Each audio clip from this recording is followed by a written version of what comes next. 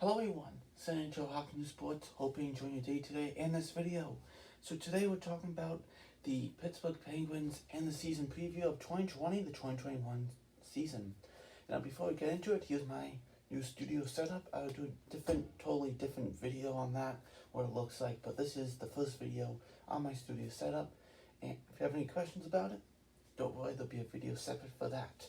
But today we're talking about, like I said, the Pittsburgh Penguins. Now, Pittsburgh had an interesting off season, like some good news and some bad news. Of course, we knew they had a really good regular season before the pause, and the pause happened, played against the Habs, and the favorites were definitely the Penguins. I thought the Penguins were going to win still, but the Habs basically gave me good expectation of being a fantastic team. So, knowing that, getting them to the playoffs, the Habs to the Flyers, and then the Flyers moving on to the Islanders, and the Islanders to the Lightning, and Lightning to the Stars, and then Lightning win the whole Stanley Cup. But except that, the Penguins basically are classified as not making the Stanley Cup playoffs, because they were in the qualifying round and lost in, in the best of five series. Now, this team wanted to change some things, and they have, but necessarily have they gotten better. So let's get into that. The new additions is Kasperi Kapanen. They bring him in. I feel it was a little overpayment sending Philip Hollander to the Leafs. I'm like, oh, I wasn't so impressed with that. But whatever. You also have Mark Jankowski, who signs after being with the Flames. Had an awful season with the Flames last year. Hopefully he can bounce it back, because 25 points in 18-19 season, that was a really good season for him, but he just fell off the cliff in 19-20 season. So the Penguins are hoping for an 18-19 season from him, kind of repeat almost like that. Also, Evan Rodriguez also comes to the Pittsburgh Penguins. I know they traded him to the Leafs, and then they signed him back to the Penguins, so he's at the Penguins. He did not play any qualifying round action, but he's part of the Penguins for next year. Josh Curry actually was from the Edmonton Oilers, up and down from the AHL, NHL. He might not make the NHL next year, who knows, maybe the taxi squad, but he's there too. Mike Matheson is the big deal. Mike Matheson, $4 million for a long-term contract, which all of us can't stand. That long-term contract, who would take that? And the only one who would basically take that is Jim Rutherford, because he gave it up for Hornquist. Now, basically, Hornquist was told he don't have a spot in the lineup anymore. You can kind of see that, talking about getting Kapanen. That basically tells Hornquist, oh my, what's happening to me? Knowing that, then knowing Rust, and then Tannen, Christopher Tanev, knowing that, it's kind of like, where does Hornquist fit in there? And that's why they brought in Mike Matheson. That's an awful move, they're thinking. Also, bringing Colin Steve. I don't know why I don't have Colin Steve wrote down, but Colin Steve also is a guy out there too. Unfortunately, they thought they would make it better, they wouldn't blow it all, but having Colin Steve isn't always, it's not going to soften that blow as much. Let me write him down really quick.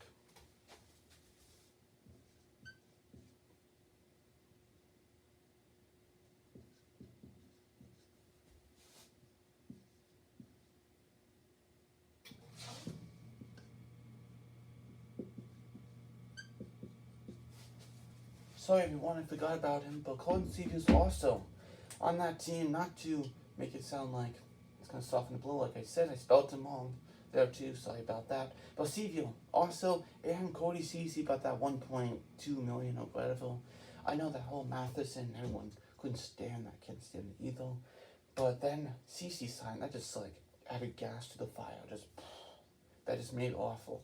Because Cody Ceci is just not a good defenseman. At least I don't care about that contract. The one I do care about is Matheson over Ceci, you know what I mean? Ceci, alright, the contract's not horrible, but the Matheson one is like, oh, at least Ceci has 1 year, 1 million, 1.2 million, who cares? Alright, that's fine, I don't care about that. But that Matheson one, that term and the contract, man, Not to rile up those Penguins fans about that, but just saying, that's an ugly one. And they also have some cap left. 1.3 million. Maybe they sign a PTO contract from here to the season before it starts, before training camps. We'll see how that goes. Maybe they still sign one under that 3.1 million. All right, for the forwards, we do have Jake Gensel, Sidney Crosby, and, as we all know, Kasperi Kapanen. Now, Kasperi Kapanen, he's going to get the whole time on the top six. We know he'll probably make the top six. Maybe first line, second line, I can see that. He'll definitely get time to play, for sure. Jason Zucker, Malkin, Ross, great. Zucker, they brought him the trade deadline. I do like Zucker. I know that contract's hurts a little, but I thought he did really well with the Pittsburgh Penguins. In the qualifying round, I thought he did really well. A bright spot. I really do feel like he's a bright spot for sure. Malkin, great player, was not the best in this qualifying round whatsoever. Not the best. Rust, good on the right side, good goal scorer, top six, great. Jankowski, I hope he has a bounce back season. Rodriguez, hopefully that third line center, that'll be interesting. And Brandon Tanev is more of that physical nature guy, but he can make some plays, and he's not bad on that third line. Bottom six, I like it. Lafferty, he's also there. McCann and Poulin. Poulin could make the team. I could see that for sure. Lafferty, I like Lafferty on that fourth line. McCann, not bad center depth. It's okay with Rodriguez. Yeah, third line center. Yeah, why not? Not bad. See how he does. Aston Reese is on the LTIR, meaning when does he come back? He might come back. Not sure what his update is. Teddy Bluko, he's also going to be on the fourth line. Taxi squad or scratched. And probably could be an Angelo there too. Sevio, another guy you can add. So the right side's pretty solid there for sure. On defense, Brian Dumoulin and Letang. Dumoulin's probably the best defenseman on this team right now. And Dumoulin is an overall great defenseman. Letang, he's getting up there now in age.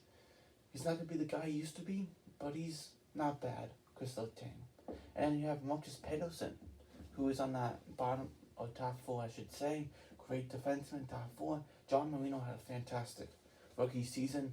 He's on that top four. You gotta like that. John Marino, Pedersen, Letang, Dumoulin. You lost Justin Schultz, meaning Marino is going to take on that spot, and Marino will be taking on that spot. So John Marino, he's part of the top four option for the defense. Mike Matheson and Season, that third pairing, about $5 million between both of them. Not what I like, but it is what it is. You saw Ricola, he's out there. Rude Riedel, why didn't you bring in Pierre Oliver Joseph? Like, I thought that might be an interesting ad. Like, bring Pierre Oliver Joseph instead of bringing Mike Matheson. Like, why did you trade Mike Matheson for? Get Mike Matheson for. I would have just had Pierre Oliver Joseph or Ricola take that third pairing.